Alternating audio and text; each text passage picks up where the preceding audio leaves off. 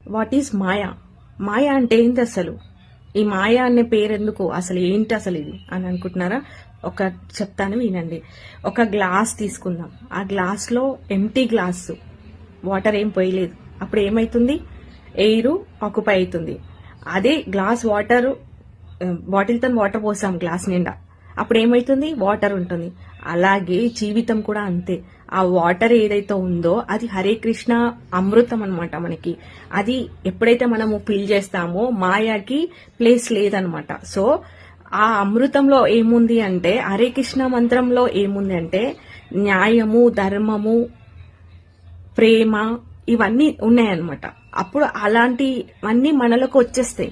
అలా వచ్చినప్పుడు మనం ఏం చేస్తామంటే, ఎవరితోనైనా మాట్లాడాలన్నా మన యొక్క కాన్షియస్ లో మనం ఉంటాము.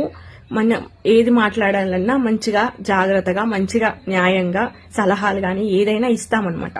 సో అలాగే ఇప్పుడు మాయా ఉంది అనుకోండి, వాళ్ళు ఎలా ఉంటారంటే ఎప్పుడు 24 గంటలు ఫోన్లల్లో మాట్లాడతారు, బూతులు మాట్లాడతారు, ఇష్టం వచ్చినట్టు తింటారు, గుట్కాలు, పాన్లు ఇలాంటి అన్ని చేస్తారనమాట. ఇవన్నీ ఏంటంటే మాయాకు సంబంధించి స్మోకింగ్ చేస్తారు. ఇక ఎవరైనా చూస్తే చిడాయిస్తారు, కొంచెము అమ్మాయి కనిపిస్తే చాలు ఇంకా ఏదో అంటారు, ఏదో చేస్తారు. ఇట్లా ఇవన్నీ ఏంటంటే మాయకు సంబంధించిన థింగ్స్ అన్నమాట.